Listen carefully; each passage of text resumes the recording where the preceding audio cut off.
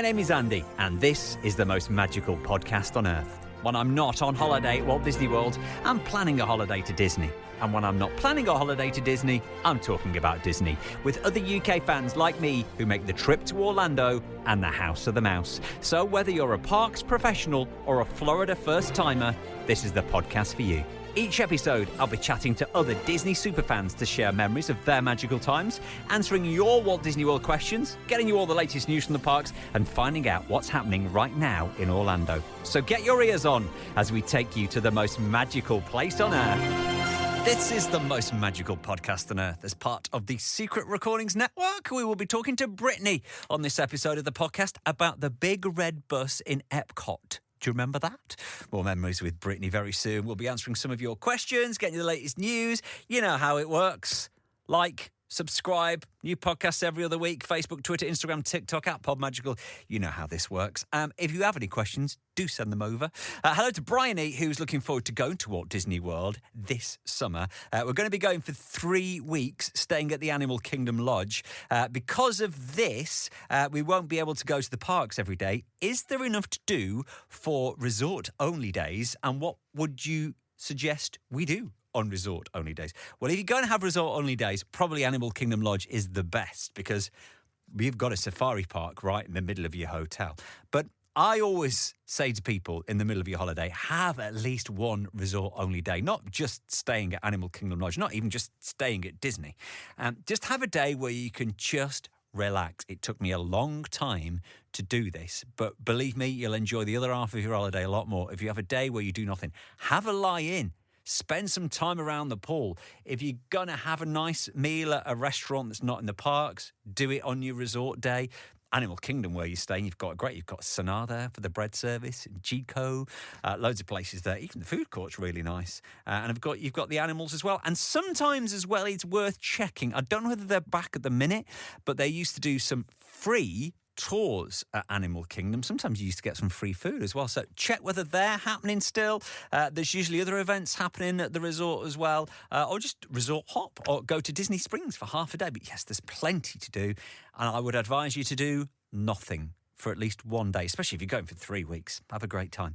You got any questions? Facebook, Twitter, Instagram, TikTok, @PodMagical. And if, like Brittany, you'd like to be a guest on the podcast to chat about your Walt Disney World loves and holidays and everything, then do get in touch.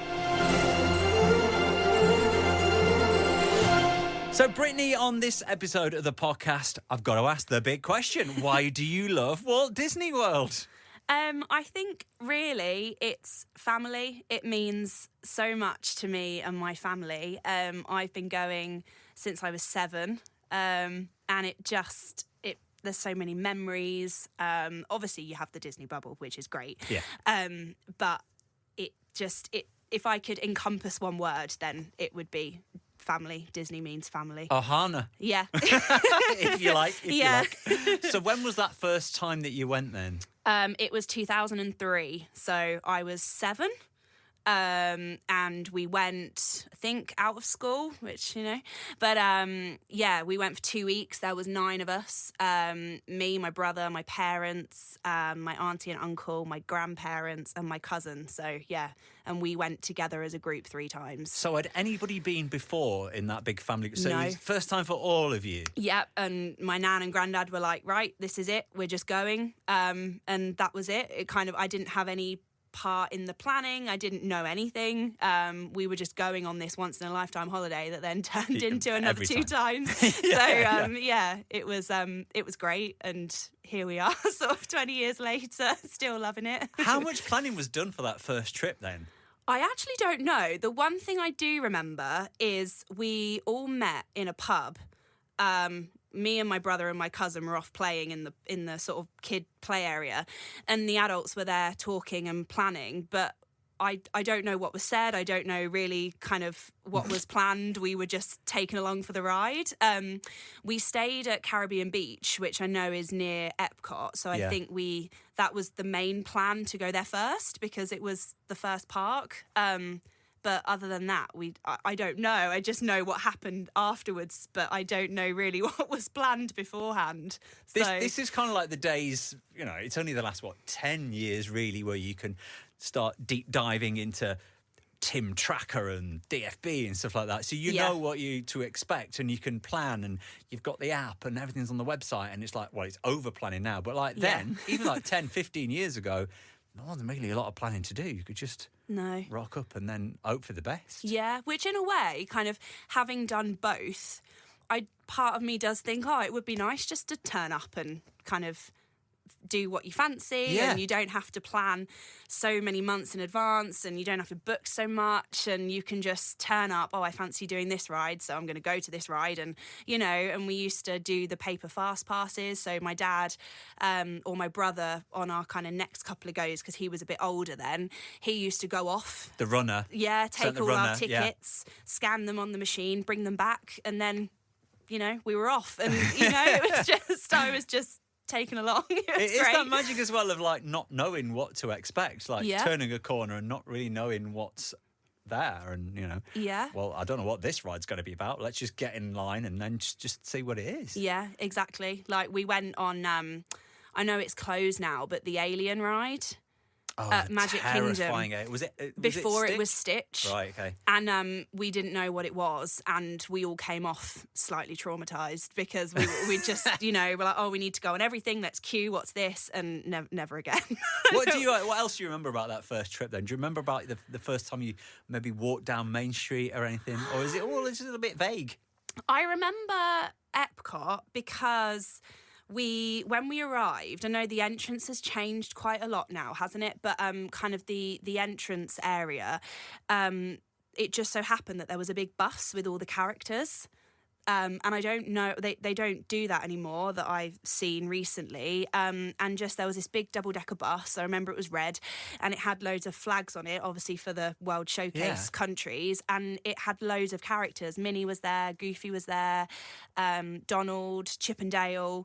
And they all just kind of came off the bus, and then they'd stand in their spot, and you'd go around and take a picture, have an autograph, and then they'd get back on their bus and off they would go. And that was like the first thing that we did in a Disney park, and I was like, this is incredible. Like, what is this place? So yeah, and I've never seen that since. No, I do vaguely remember a bus going round World Showcase, or a vehicle going round World Showcase. I remember the parade when I first went in 2000, and there was the Tapestry of Nations parade, which I don't think they would ever be able to get it go round anymore. But yeah, I think Epcot has just become too big now. I think it's too many festivals for them to do anything like that, I think. Yeah, I think as well, because the entrance now with the fountain and the statues and everything now, there wouldn't be the ground space for a bus or a parade or anything. It's just too much sort of footfall and things in the way. Yeah. But that was pretty cool. And the first ride we went on was Honey, I Shrunk the Audience. Loved that. I loved it. Again, didn't know what it was. We were all starving. So obviously with the jet lag, we were up super early. My dad was like, right, we need to go on this ride. I don't know why that ride in particular, but he was like, we're going to go on this ride first, and then we're going to get breakfast. And none of us knew what it was. And we all went in, and we were sort of, especially my uncle, was sort of cursing him, like, why on earth have we done this? I'm hungry, rah, rah, rah. So that will always stay in my mind as just being the most, I don't know, daft memory to have at of the the first park. time. Yeah, like the first sort of ride we ever did was that, and we were all hungry and we were thinking, why on earth are we here? Bad idea. Yeah, so, but it makes a good fun joke at Christmas. And the last time you went was last summer? Yes, yeah, August 2022. So, yeah, I went with my boyfriend, and it was his first time. So that was great because sort of like seeing his reaction. He'd sort of wanted to go, and like would have gone growing up, but just never had the opportunity. It just never came about. So like when we started going out, and I was just talking about Disney all the time, it kind of took me a few years to kind of get him to agree to come with me. So finally he agreed, and we booked it the year before. So it was a good 14 months before we went that we booked it. And it was great because we got the offer where you got a dining card. So we didn't credits, have the dining package the dining of plan, but we had the dining card. So we stayed at Pop Century. So we got about $500 of like free money essentially for food. And it was great. I think it gave us so much flexibility because when I went before a few years ago with my parents and my nan, we did the dining plan, and I must admit we probably didn't use it to its best. To its most kind of effective because you have to eat a lot, and we did the quick service, so you're restricted to certain restaurants, and there was places that my nan wanted to go to that we obviously could go to but we had to pay for, and so it was great having the dining card because we could just go wherever. And we actually ended up on our last night getting a walk-in reservation to Hollywood Brown Derby. Nice. We literally looked on the app. We had about $100 left on this card, and we were going home the next day. So we were like, where could we go? We were in Hollywood Studios, and we got a walk-up reservation, and it was great. I mean, I wasn't expecting it. We didn't plan it. I knew it was going to be a lovely restaurant, but it kind of wasn't on the agenda. On the plan, on the spreadsheet, but it wasn't on the spreadsheet. It wasn't on the spreadsheet. So, like, the fact that we did it was kind of extra special because it was sort of a surprise bonus. So yeah, I would.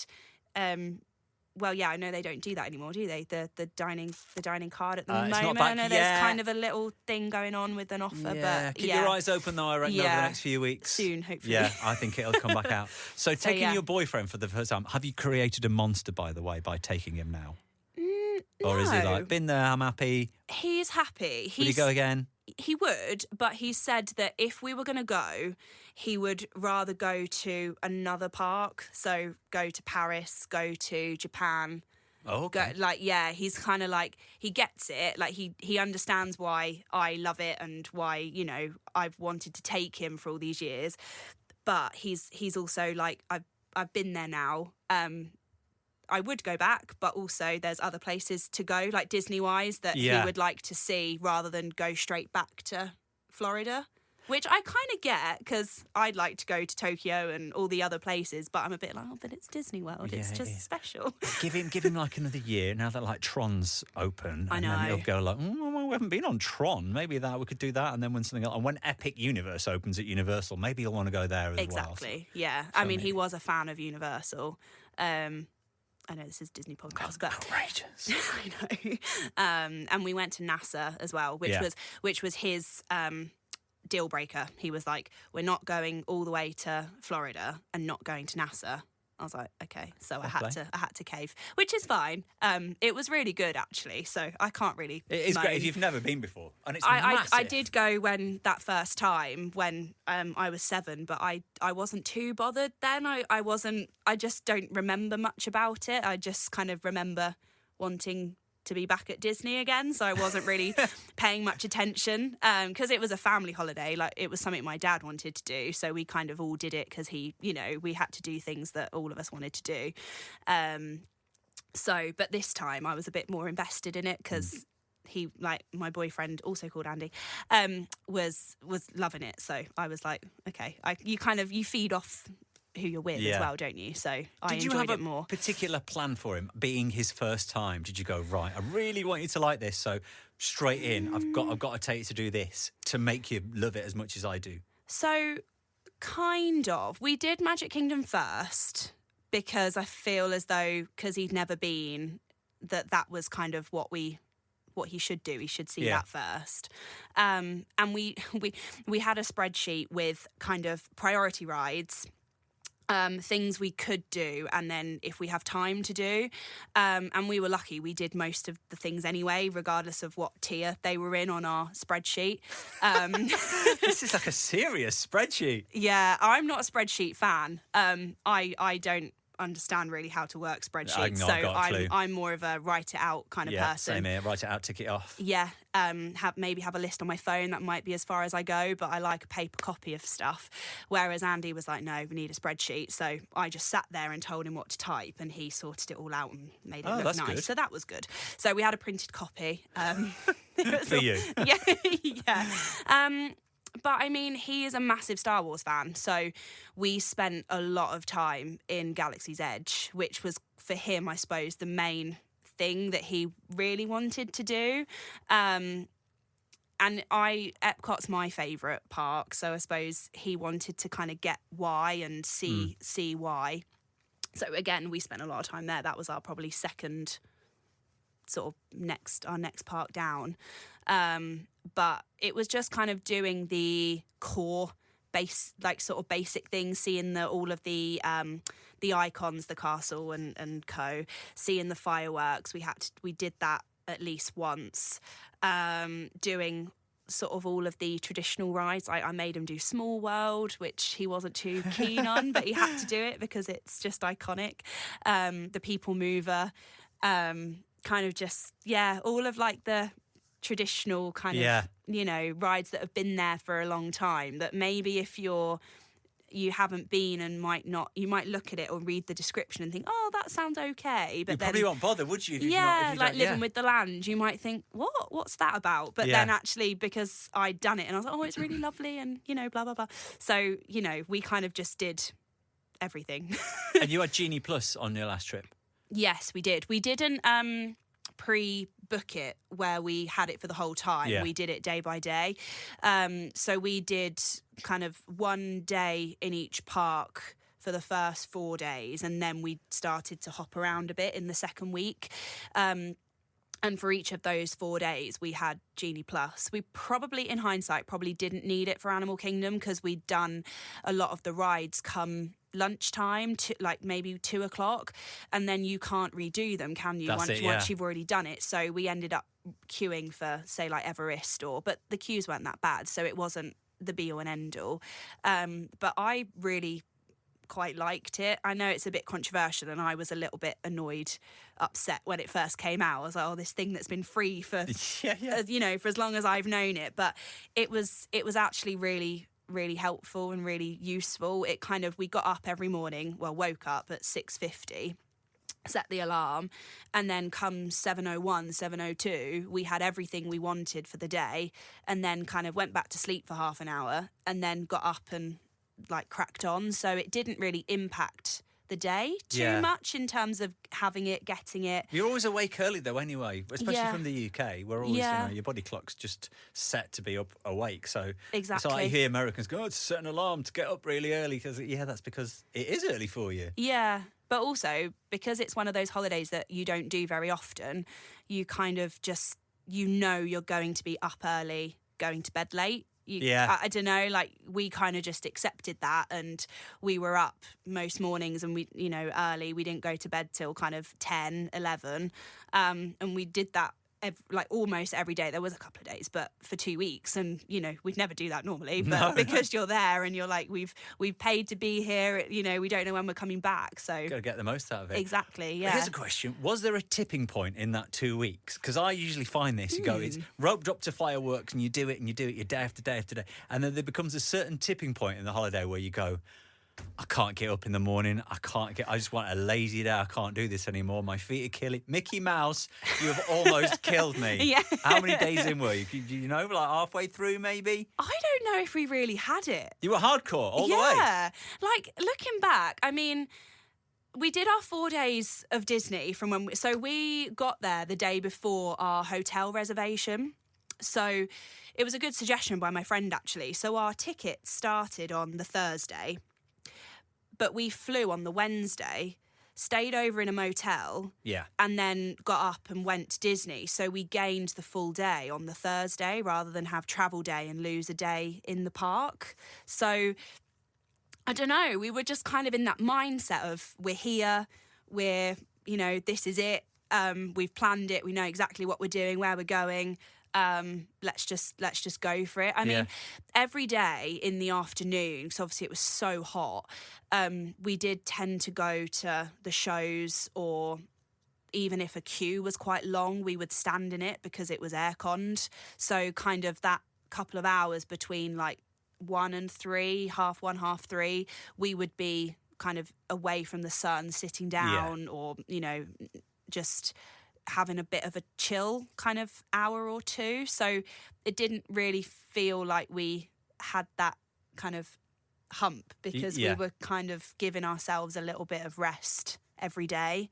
There were a couple of evenings where we didn't stay out too late.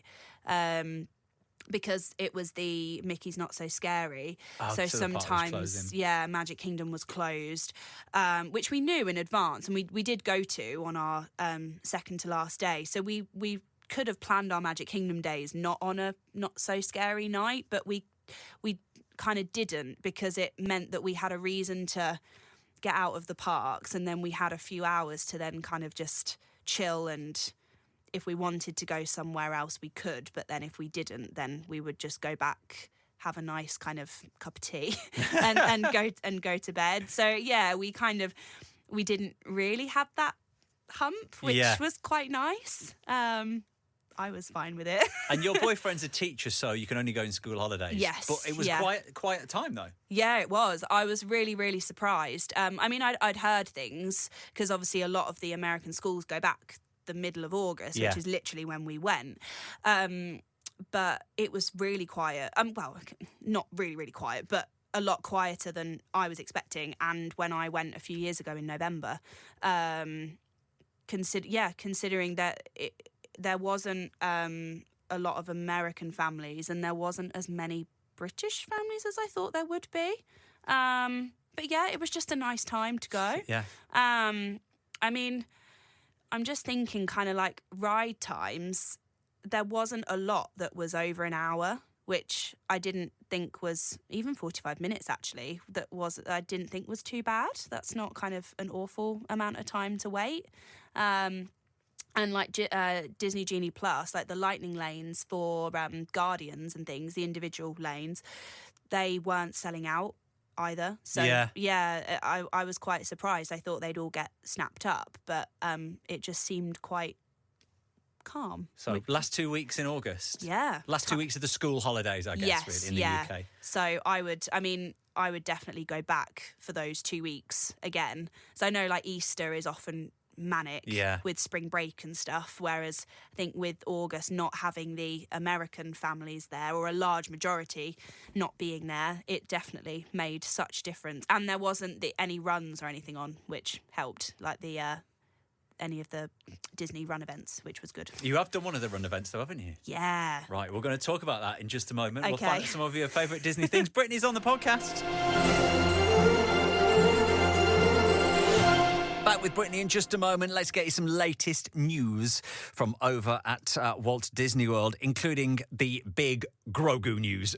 Baby Yoda has been spotted at Hollywood Studios' brand new series, The Mandalorian, just started this week, a couple of days ago on Disney Plus, and Mando and Grogu have been spotted at Star Wars Galaxy's Edge.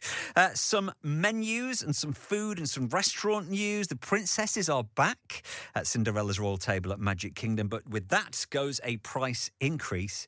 Adults, you're looking at $65 for breakfast, $79 for lunch and dinner. Children's price is $39 at breakfast and $47 lunch and dinner. That's quite a pricey one. I'm not sure whether it's worth it, but that's just my opinion. If you've got little princesses who want to meet the princesses and you want to be in the castle, then it's the experience. Chef Mickey's has reopened the buffet. It was family style since the pandemic. Now it's gone back to a buffet. Price increase there as well. Adult breakfast, $51. Adult dinner, $62. $62 for dinner and lunch at Chef Mickey's. Kids' prices are $33 and $39. Also as well, we've got some more after-hours events that have been announced. Magic Kingdom and Hollywood Studios, they're going to continue doing once a week those after-hours events. And EPCOT is going to have an after-hours event as well. And over at Animal Kingdom, the River Rapids have reopened. They were down for refurbishment. They were supposed to open in a few weeks' time. They've already reopened. Any more news coming from the parks? Check us out on the socials and keep you up to date between now and the next podcast in 2 weeks. Facebook, Twitter, Instagram, TikTok at PodMagical.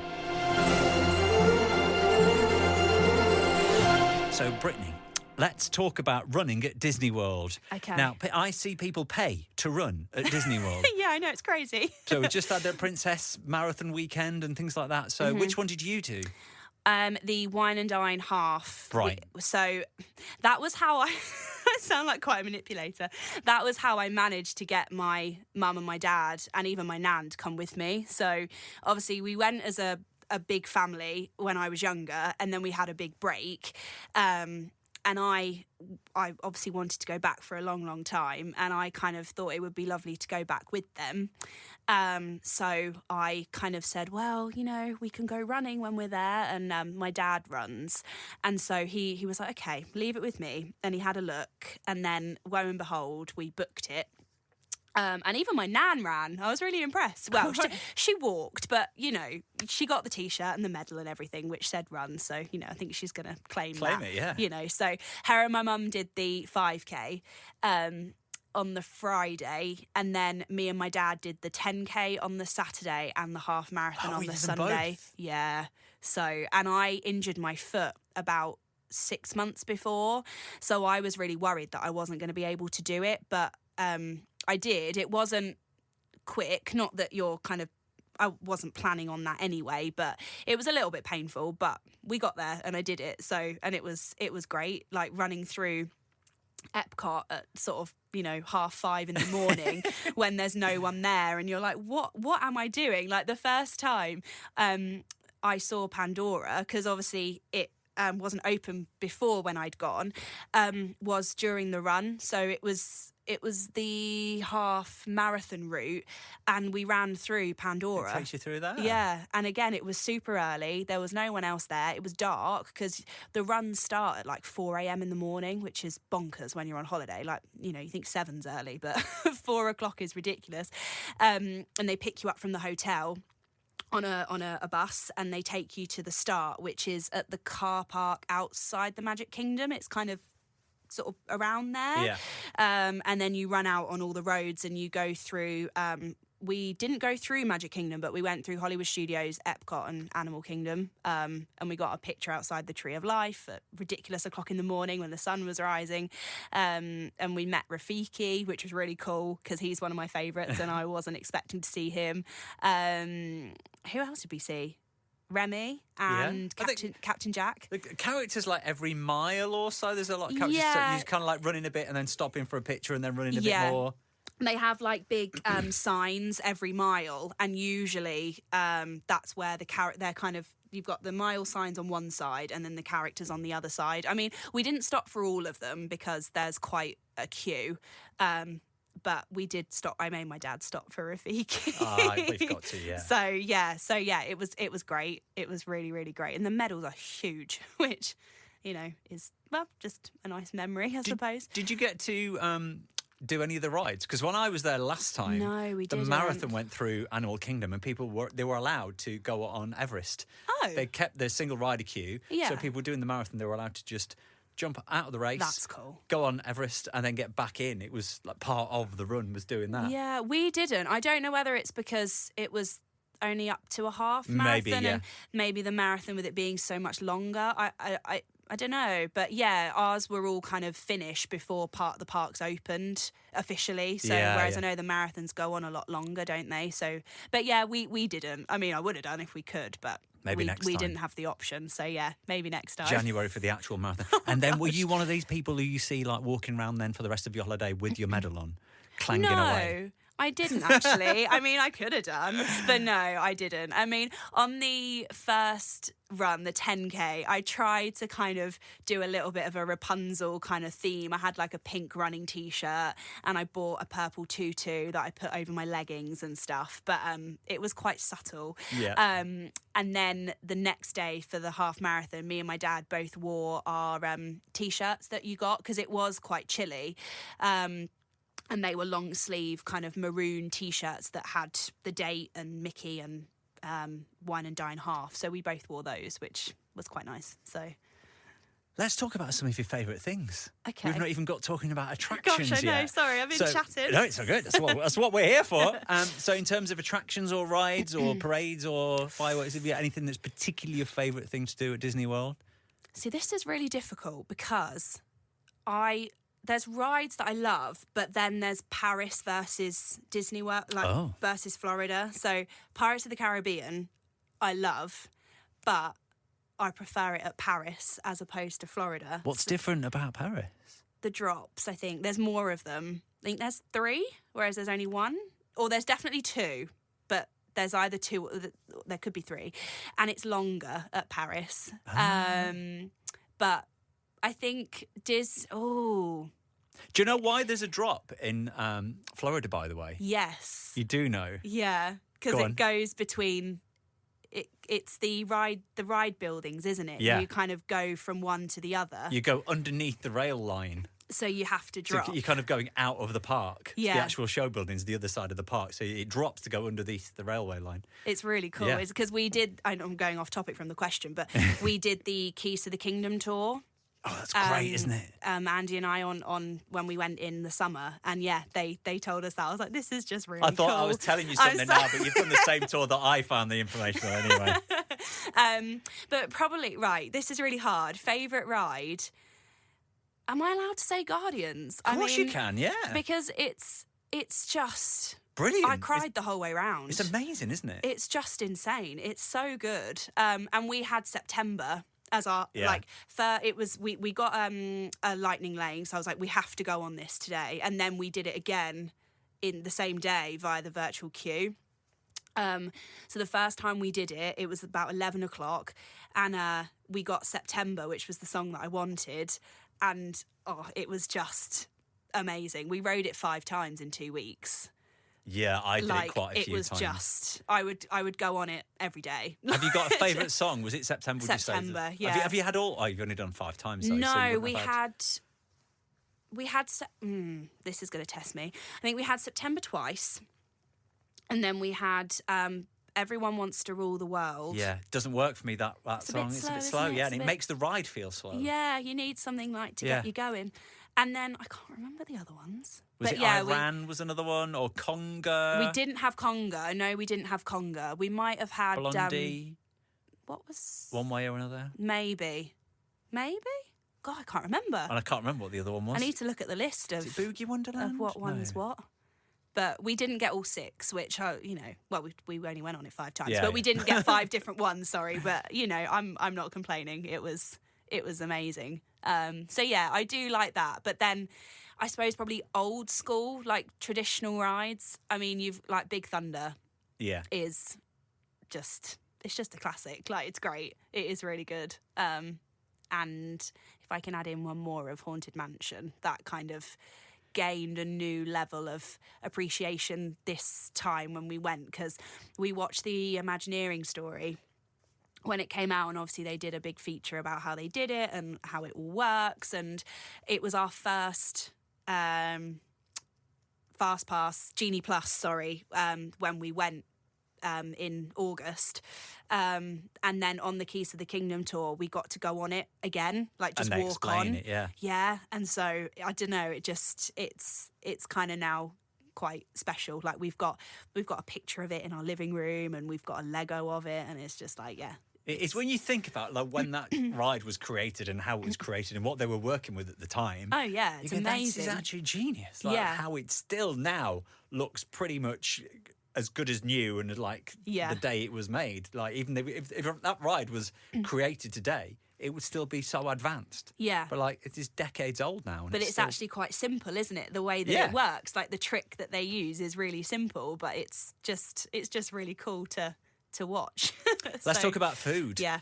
Favourite restaurants? I was thinking about this earlier, and it's really difficult. It probably has to be either Satui Canteen. Yeah. Or I do like Columbia Harbour House. Okay, so both quick service. Yeah. I mean, I know I mentioned Hollywood Brown Derby, and that was great. But I think kind of speed-wise, money-wise, you do get really good value at the quick service restaurants. And I would be happy to eat there and what would you all have the time. at those two? So the last time at Columbia Harbour House, I had the shrimp and on a stick with green beans and rice. But I wanted the chicken pot pie, but they didn't have it. It wasn't on the menu, but I had that before, so I'm happy I've had it. Right, okay. And then Satui, I something with chicken in it and the rice, and I can't remember exactly all of the separate bits, but I mean, it's just, it's great, that kind of quality food at a theme park. In a quick service, and it's in an actual bowl and actual knives and forks. Yeah.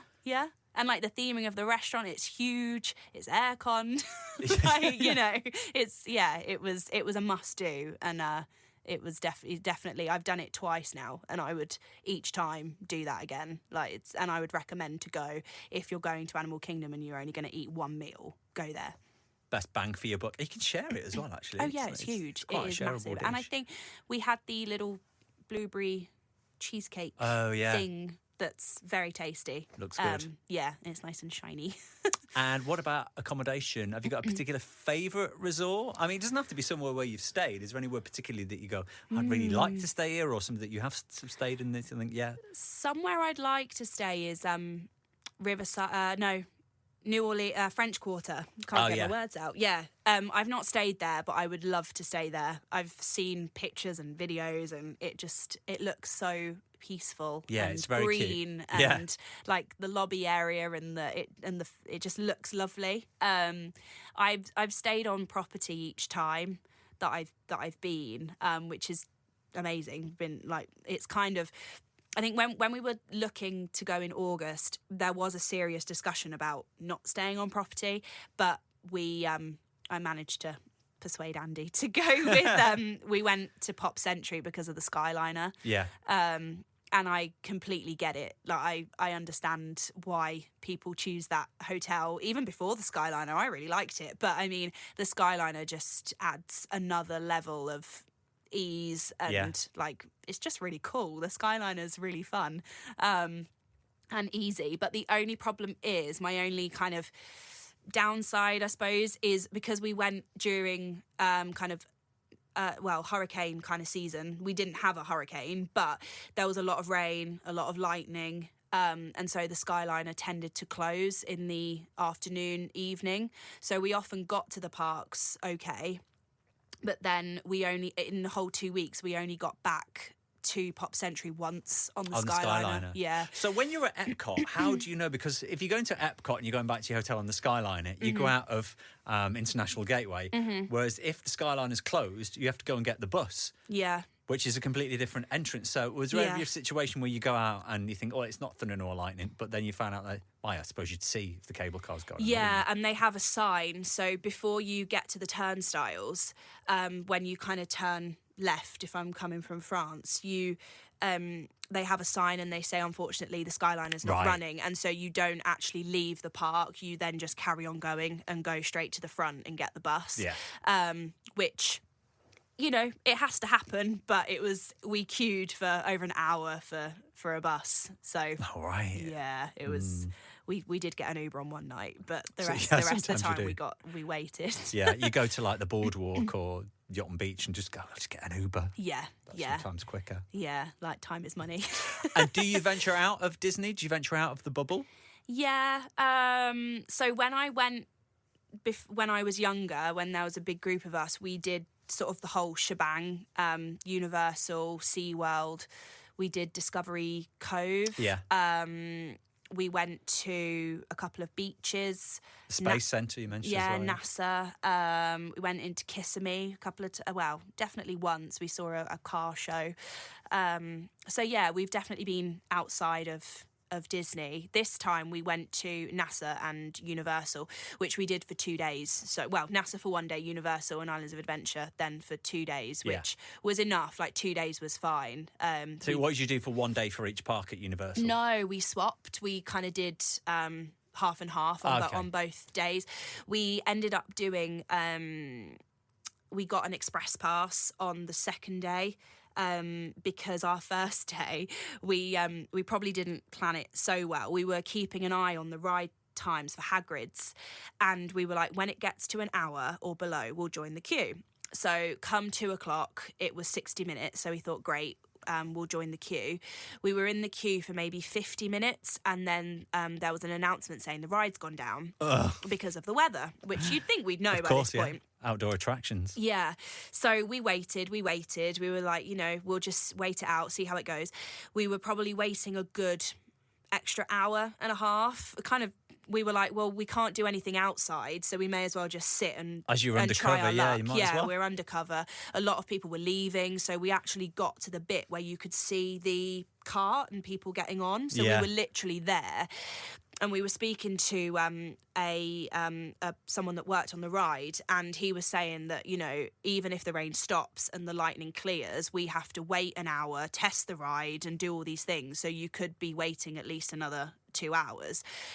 So I don't quite know what he said, but Andy came back over and he was like, we've been given these cards. I was like, what do you mean? And the guy had given us 4 like express passes, like the ones that you can't buy.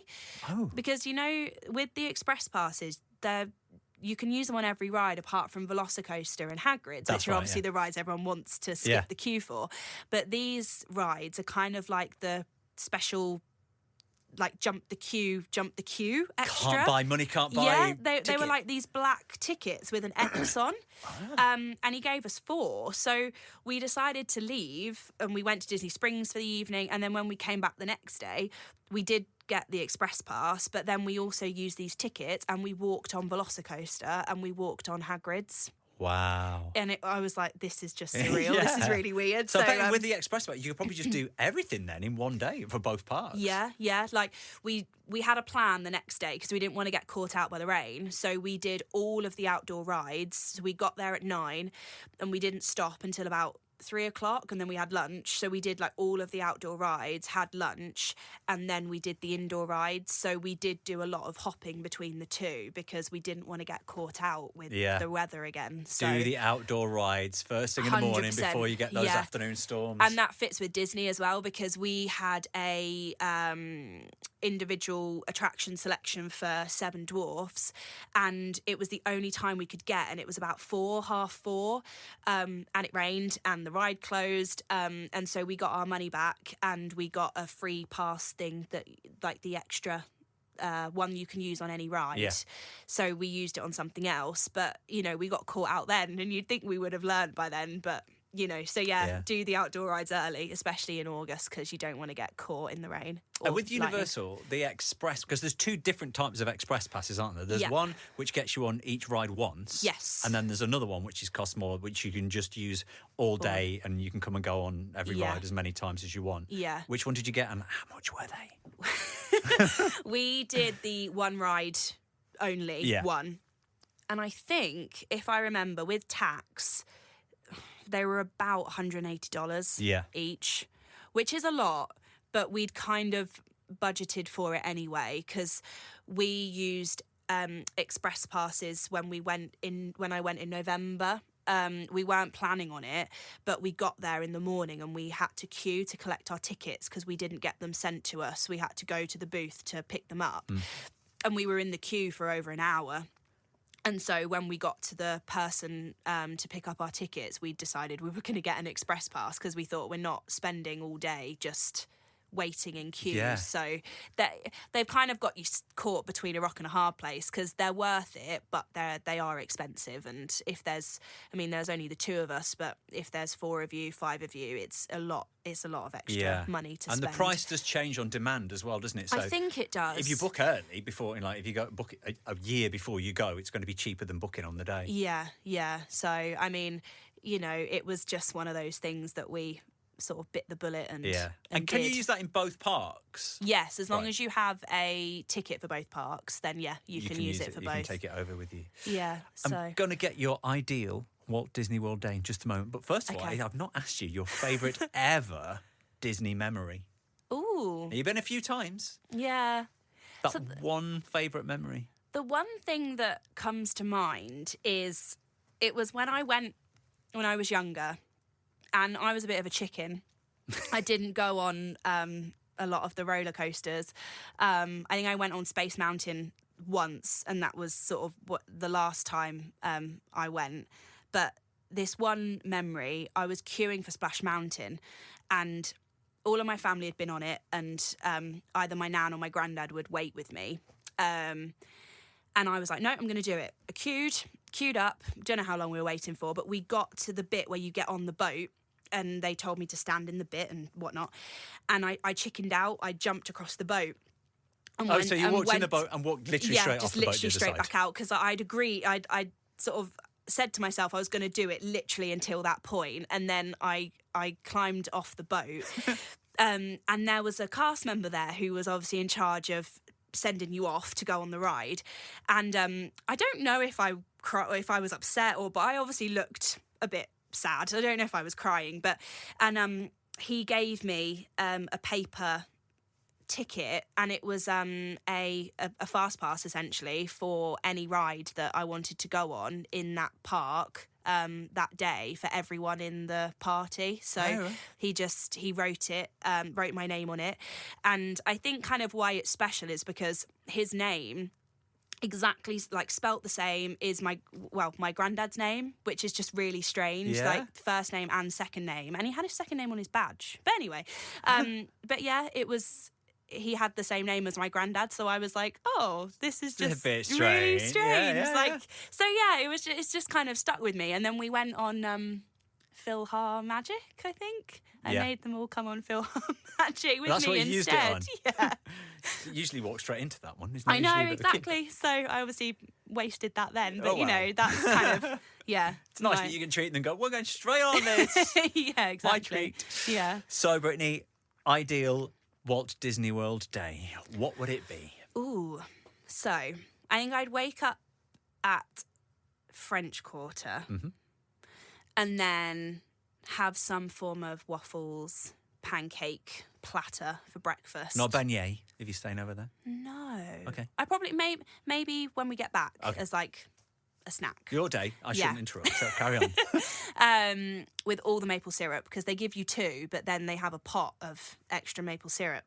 So all the maple syrup. And then I would probably go to probably Epcot first. Go on Guardians. Go on Frozen, because it's just, I love it. It's so great. Even though you get a wet bottom. Yes, yeah. I mean, it dries. But and then go over to the land. Go on Soarin' and Living with the Land. It's underrated, but it's great. And then probably have, I don't know where I'd have lunch. Either the Seasons, because I think again there's so much choice there. Good quick service, Like loads of seating. But I do also like the Regal Eagle Smokehouse. Yes. American Adventure, that's good. And then, so from there, get the Skyliner over to Hollywood Studios from Epcot. And then probably go all around Galaxy's Edge. I never thought I would say that. I'd never seen Star Wars until I met Andy, but it's great. And we spent so much time there, and we did the Bounty Hunters game with the Magic Band Plus. Oh, yeah. Yeah, that was great. So, yeah, we do that. Go on Rise of Resistance and Smuggler's Run. I don't know, would I build a droid? I don't know. I'd probably resist building a droid, I think. Save your money. Yeah. And then for dinner, I would probably go back to Hollywood Brown Derby, I must admit. If we're at Hollywood Studios, have a drink maybe at Baseline Tap House, and then go across to Hollywood Brown Derby. And then go back to Epcot, I think. And no, I tell a lie. Fantasmic's back, so I'd end the day with Fantasmic. You could probably do 2, because you could do the early Fantasmic and then be across. back over to Epcot to catch the fireworks.